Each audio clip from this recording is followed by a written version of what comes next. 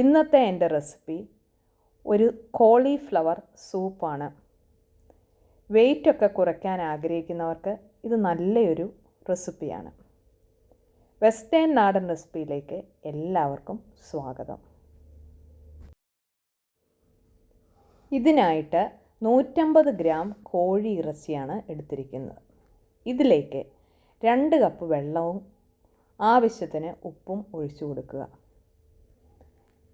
20 മിനിറ്റോളം ഇത് നല്ലതായിട്ട് തിളപ്പിച്ചെടുക്കുക. 20 മിനിറ്റ് കഴിയുമ്പോഴത്തേക്ക് നല്ലൊരു തിക്കായിട്ടുള്ളൊരു ചിക്കൻ സ്റ്റോക്ക് നമുക്ക് കിട്ടും. ഈ ചിക്കൻ സ്റ്റോക്കിലാണ് ബാക്കി പച്ചക്കറികൾ കുക്ക് ചെയ്യുന്നത്.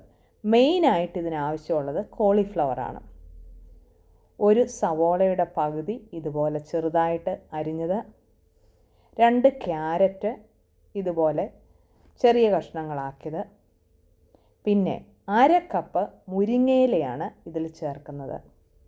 ഒരു 2-3 അല്ലി വെളുത്തുള്ളി ഒരു ഫ്ലേവറിന് വേണ്ടിയിട്ട്. പിന്നെ 4 കപ്പ് കോളിഫ്ലവർ ഇതുപോലെ ചെറുതായിട്ട് അരിഞ്ഞതാണ്. ഇത്രയുമാണ് ഇതിൻ്റെ ഇൻഗ്രീഡിയൻസ്. പിന്നെ ആവശ്യത്തിന് ഹിമാലയൻ സോൾട്ട് അതും കൂടെ ചേർത്ത് കൊടുക്കാം. ഇല്ലാത്തവർ സാധാരണ ഉപ്പ് ചേർത്താൽ മതി. പിന്നെ വേണ്ടത് സൂപ്പായതുകൊണ്ട് ഇതിലേക്ക് ഞാൻ 1/2 ടീസ്പൂൺ ഒറിഗാനമാണ് ചേർക്കുന്നത്. ആ ഒറിഗാനത്തിൻ്റെ ഫ്ലേവർ സൂപ്പിന് വളരെ നല്ലതാണ്. പിന്നെ കുറച്ച് ഇറ്റാലിയൻ ഹെർബ്സ് കൂടെ അതും ഒരു 1/2 ടീസ്പൂണോളം ചേർക്കുന്നുണ്ട്.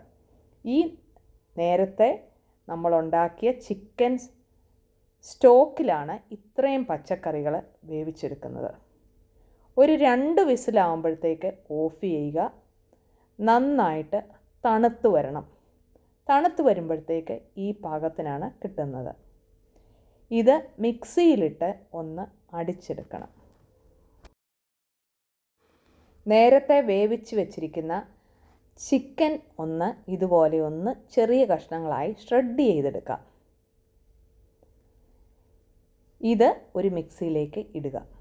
കൂടാതെ തന്നെ നമ്മൾ പ്രഷർ കുക്കറിൽ നേരത്തെ വേവിച്ച് വെച്ചിരിക്കുന്ന ആ കഷ്ണങ്ങളും കൂടെ തണുത്തതിന് ശേഷം മിക്സിക്കകത്തേക്കിട്ട് അടിച്ചെടുക്കുക. ഇത് അടിച്ചെടുക്കുമ്പോഴത്തേക്ക് നല്ലതായിട്ടൊരു തിക്കായിട്ടുള്ളൊരു സൂപ്പ് കിട്ടും. ഇവിടെയൊക്കെ ഹോട്ടലിൽ ഇതുപോലെ തിക്കായിട്ടാണ് സൂപ്പ് തരുന്നത്.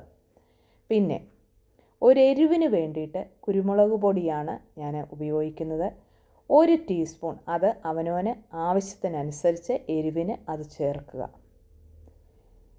ഇപ്പോൾ നമ്മുടെ സൂപ്പ് ഇവിടെ റെഡി ആയിട്ടുണ്ട്. ചിക്കൻ അത് അരയ്ക്കാൻ താല്പര്യമുള്ളവരെ അരച്ചാൽ മതി. അല്ലാത്തവർക്ക് കഷ്ണമായിട്ട് വേണമെങ്കിൽ അതുപോലെ ഇട്ട് കൊടുക്കാം. പിന്നെ ഒരു ശകലം ചീസും കൂടെ ഞാൻ ചേർക്കുന്നുണ്ട്. ഡയറ്റിങ് നടത്തുന്നവർ ചീസ് നിർബന്ധമായും അവോയ്ഡ് ചെയ്യണം. ഇവിടെ ഞാൻ എണ്ണ ചേർക്കുന്നില്ല, ബട്ടർ ചേർക്കുന്നില്ല. അതുപോലെ തന്നെ ഇതിനകത്ത് കോൺഫ്ലവർ ചേർക്കുന്നില്ല, വൈറ്റ് സോസ് ചേർക്കുന്നില്ല. അപ്പോൾ അത് ശരീരത്തിൻ്റെ ഭാരം കുറയ്ക്കാനായിട്ട് നല്ലതായിട്ട് ഹെൽപ്പ് ചെയ്യും.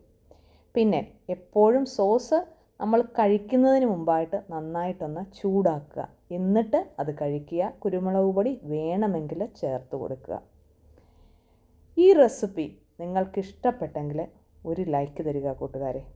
ആദ്യമായിട്ട് കാണുന്നവർ സബ്സ്ക്രൈബ് ചെയ്ത് ഒന്ന് സപ്പോർട്ട് ചെയ്യുക. Thanks for watching. Signing off Shaina Thomas.